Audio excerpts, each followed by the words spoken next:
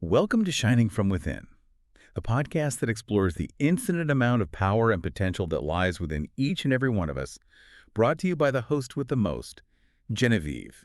And today, we're taking a deep dive into some really cool material. Yeah. We were just talking before we started recording about how much this stuff resonated with us. Yeah, absolutely. I was so excited to dive into this source, Genevieve.pdf. And really figure out, how can we recognize our own human nature and use that to unlock some serious potential. What do you think? Oh, I think that's spot on. It's like we often forget how much power we actually have inside of us. And this source really breaks it down. Yeah. It talks about those core elements of human nature, survival, connection, the search for meaning, and then that desire for growth. And it shows how, if we can tap into that, that's the key to understanding power dynamics and really reaching our full potential. Okay, I love it. So let's break this down.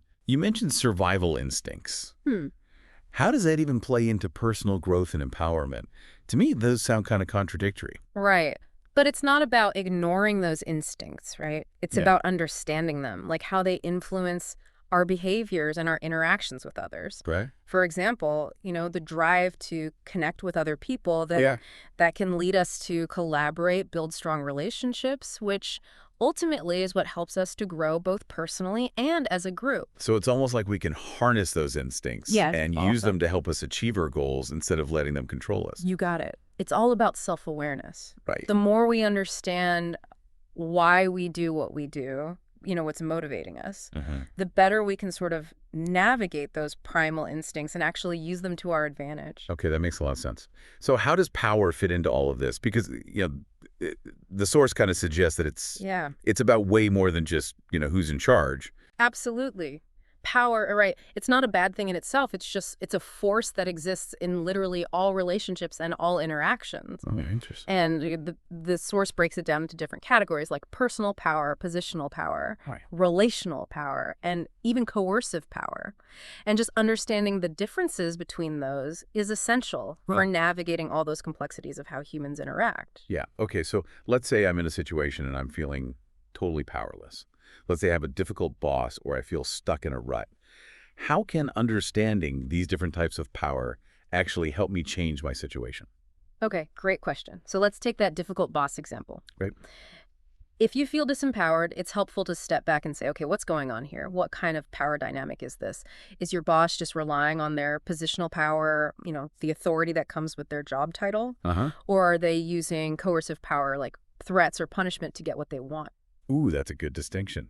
And I'm already starting to see how recognizing that could be empowering in itself. Yes. Like if I can identify what type of power is being used against me, then I can start to strategize about how I want to respond. Exactly. And that's where your personal power comes in. The power that comes from inside of you. Yeah. Our confidence, your skills, even your ability to influence and persuade. Right. And so even if you're in a situation where you may lack positional power, you can leverage your personal power to navigate the situation more effectively. This is making so much sense to me now. It's like having this breakdown of the different forms of power just gives us a toolkit, right? Like, yeah, totally. for navigating literally any situation, at work, in relationships, just out in the world. Yeah, you got it. I love it. And you know what else the source goes on to talk about? It's like understanding these power dynamics can actually help us achieve our goals and create positive change. It's about recognizing that we each have this power within us and we can use it in a constructive way, positively.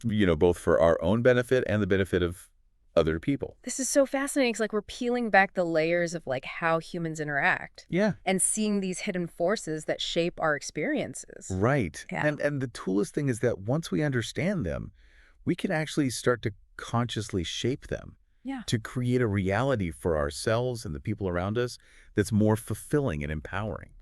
So we've talked about understanding our own motivations. Yes. Right? We've talked about the different types of power. But how do we actually put this knowledge into practice? The source mentions this idea of balance. Right. And ethical considerations. Yeah. What does that even look like in real life? That's where it gets really interesting, right? Like power, it can be used for good or bad, just like any tool, really. Right. And the key is making sure our actions are matching up with our values. Okay. So that means understanding the impact our choices are going to make. And striving to use our influence in a way that benefits not just us, but the people and communities around us. So it's not just about getting what I want. Yeah. It's also about how I get it Exactly. and making sure that my actions are ethical. Totally. And it takes self-awareness, Right. empathy, Mhm. and a willingness to see things from other people's perspectives. Okay. It's about moving away from that win-lose mentality, Yeah. where it's like, I have to win and you have to lose. Yeah. And moving toward an approach where everyone benefits. I love that. But how do we actually do that? Like, Yeah. how do we cultivate that kind of ethical awareness in our everyday lives? It seems like a tall order. It really doesn't have to be overwhelming. The source actually gives us some really practical tips Okay. for weaving ethical considerations into our decision making. Uh-huh. Like asking ourselves questions like, what are the potential consequences of what I'm about to do? Okay. Both the good and the bad. And who might be affected by my choices? Yeah, that's a good point. It's like a built-in ethics check. Right. Before I make a decision, I need to think about, the ripple effects, Exactly. And it also encourages us to think about our intentions. Oh, okay. Why am I doing this? Am I doing this because I genuinely want to help other people? Yeah. Or am I just looking out for myself? So it's not just about what we're doing, but why we're doing it. Totally. Our motivations really matter. Yeah, absolutely. And aligning our actions with our values, that's an ongoing process. It takes reflection, self-awareness, Mhm. and a willingness to kind of course correct, if we realize we've strayed from our ethical compass. That makes sense. It's not about being perfect. It's about trying to make choices that are truly aligned with our deepest values. Exactly. And that brings us to another important concept from the source. Okay. This idea of empowering others. Okay. Because true power isn't about controlling people or dominating them. Right. It's about using your influence to help other people reach their full potential. I love that. It really shifts the focus from, this zero-sum game where if I win, you lose, to something way more collaborative and empowering. Mm-hmm. But how do we actually do that? How do we empower others without, accidentally falling into the trap of trying to control them? Yeah, that's the key, right? So the source suggests focusing on things like mutual respect, Okay. open communication, and collaboration. Mm-hmm. It's about creating an environment where everyone feels valued, Right. heard, and empowered to actually contribute their unique talents and perspectives. That sounds amazing, in theory, but what does that actually look like, Yeah. in the real world? Can you give me an example? It's totally. So let's say you're leading a team at work. Okay. Instead of dictating every decision and micromanaging every little thing, Mm-hmm. you could actually empower your team members by giving them more autonomy and responsibility. Oh, okay. Encourage them to take ownership of their projects, Yeah. give them the resources and support they need, and celebrate their successes. So it's about creating a space where people feel safe to take risks and innovate Yes. and, bring their best work to the table. Exactly. And that kind of environment not only benefits the individuals on the team, Yeah. but it also leads to way more creativity, Mm. productivity, and success for the team as a whole. This reminds me of a quote I heard once. The best leaders don't create followers. They create more leaders. Oh, I love that. It's about empowering others to step into their own power. That's a great quote, and it really captures the essence of ethical leadership. Yeah. It's not about holding on to power for dear life. Mhm. It's about sharing it, Right. creating this ripple effect of empowerment that spreads throughout the organization and beyond. And speaking of different perspectives on power, Mm. the source also brings up a few theories Yeah. that offer some really interesting insights. One that caught my eye was Maslow's hierarchy of needs. Yes. How does that even tie into power dynamics? Oh, Maslow's hierarchy is so fascinating. Good. It's such a good framework for understanding what motivates us as humans. Okay. It proposes that we all have this hierarchy of needs, Right. starting with the very basic ones, like physiological needs, food and shelter, Right. and then moving up to things like safety and belonging, esteem, and then finally self-actualization. Okay, so where does power fit in to this pyramid of needs? The connection is in this idea that our unmet needs can actually drive our behavior, Okay. including how we interact with power. Okay. So, for example, someone who's really struggling to meet their basic needs for safety and security, Yeah. they might be more likely to resort to using coercive power or manipulation Wow. as a way to control their environment. That makes sense. Like they're trying to create that sense of security from the outside because those internal needs aren't being met. Right. But what about those higher level needs, Yeah. like esteem and self-actualization? How do those relate to power? Someone with a strong need for esteem, they might seek power through things like achievement, recognition status. Okay. They might be driven to climb the corporate ladder, win awards, accumulate wealth, Yeah. all as a way to validate their worth. So it's not really about the power itself, but about what that power represents. Oh, really? Like recognition, validation. Yes. A sense of accomplishment. Exactly. And this can sometimes lead to unhealthy power dynamics, Okay. where people are so focused on their own need for esteem that they completely disregard the needs and feelings of others. Right. But it's important to remember that Maslow's hierarchy isn't like set in stone. Okay. It's just a framework for understanding human motivation. Right. We can choose to fulfill our needs in healthy and ethical ways that empower both ourselves and the people around us. So how can we actually use this understanding of Maslow's hierarchy to create more positive and empowering relationships? One key takeaway is to really try to address those underlying needs, Okay. both our own needs and the needs of the people we're interacting with. Yeah. So, for example, if you're in a leadership position, create a workplace culture that fosters safety, belonging, and respect. Right. That can really help to reduce power struggles and create a much more collaborative and supportive environment. Yeah, it's about making a space where people feel seen and heard Exactly. and valued. So Yeah. they don't need to resort to these like unhealthy power dynamics just to get their needs met. Exactly. And even on a personal level, Yeah. being mindful of your own needs and what triggers you can help you respond to situations in a more self-aware way, with more emotional intelligence. Right.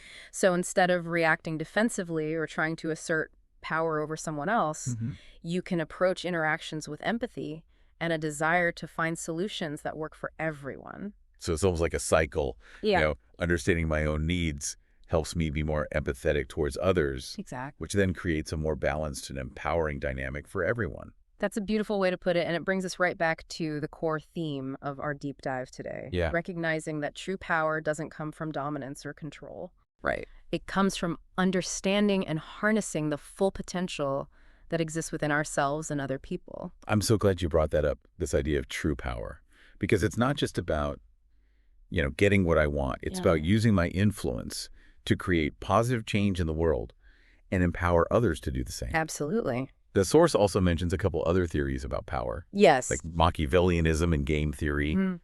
Do those offer any valuable insights into how we can use our power for good? They absolutely do. Machiavellianism, Yeah. which is often associated with cunning and manipulation, Okay. it might seem kind of at odds with this idea of ethical power. Right. But understanding the tactics that are associated with Machiavellianism Yeah. can actually help us to recognize and defend against those who might use them unethically. So it's like learning the language of manipulation so I can better protect myself and others. right? Exactly. Wow. I never thought of it that way. Yeah. And then game theory, which is all about strategic decision making in competitive situations. That can offer some really useful insights into how we can create win-win scenarios. Right. Rather than falling into that zero-sum thinking. That's so interesting. It's like learning how to play the game in a way that benefits everyone. Yes, exactly. And that's where those ethical considerations come back into play. Right. It's about using our knowledge of these theories not to manipulate or exploit other people, Yeah. but to create a more just and equitable world for everyone. This deep dive is seriously making me rethink my whole approach to power dynamics. Yeah. It's not about being ruthless or manipulative. Right. It's about understanding the forces at play and using them for good. And that's what's so exciting about this topic. Yeah. It's about reclaiming power as a force for positive change. I am feeling so energized by this conversation. Me too. It's like we've unlocked this whole new level of understanding about ourselves and the world around us. Absolutely, and that's just the beginning. I love that. The more we explore these concepts of human nature and power dynamics, Yeah. the better equipped equipped we'll be to navigate all the complexities of life Right. with confidence, compassion, and a deep sense of purpose. Oh, this is giving me so much to think about. Yeah. It's like we've opened this Pandora's box of power dynamics, but instead of unleashing chaos, we've found this treasure trove Yes. of tools and insights. Totally. And it's a treasure trove that's available to everyone. Right. We all have the potential to harness our inner power Yes. and create a more fulfilling and empowering reality for ourselves and the people around us. Wow. It feels like we've been on this incredible journey I know, right? exploring, all the complexities of human nature and how power plays into all of that. We've uncovered so much, from the different types of power to Maslow's hierarchy of needs. Yeah. What stands out to you as like the biggest takeaway from our deep dive? For me, it's that focus on balance and remembering the ethical side of things. It's not enough to just understand how power works, right? Right. We also have to think about the ethics of how we use it. Like it's a call to action Yeah. to use our influence responsibly and try to create a more just and equitable world. I totally agree. It's like shifting away from dominance and control to collaboration and like growing together, recognizing that our actions are all interconnected and like trying to create this positive ripple effect that goes way beyond ourselves. You said it perfectly. It's Yeah. about understanding that true power isn't about manipulating people or exploiting them, Right. but it's about empowering them to reach their full potential. It's almost like a paradigm shift, isn't it? Yeah, totally. Like we're moving away from those old power structures that were built on hierarchy and control Yeah, and embracing something way more collaborative and empowering. exactly. And that shift takes a lot of self-awareness, Yeah. empathy, and being willing to challenge our own assumptions about what power really means. Right. It's recognizing that we can be both powerful and ethical, and that by aligning our actions with our values, we can create a more fulfilling and meaningful reality for ourselves and everyone around us. So as we wrap up this incredible deep dive, Yeah. what's the one message you want to leave our listener with? Remember, this understanding power is like having a superpower. Ooh, I love that. It lets you make conscious choices about how you show up in the world, how you interact with people, Yeah. and how you use your influence to create positive change. Right. So embrace this knowledge, keep exploring it, and most importantly, put it into practice. What a powerful way to end our exploration. Thanks. It's true, though. The power to make the world a better place really does lie within each of us. So to our listener, keep shining from within.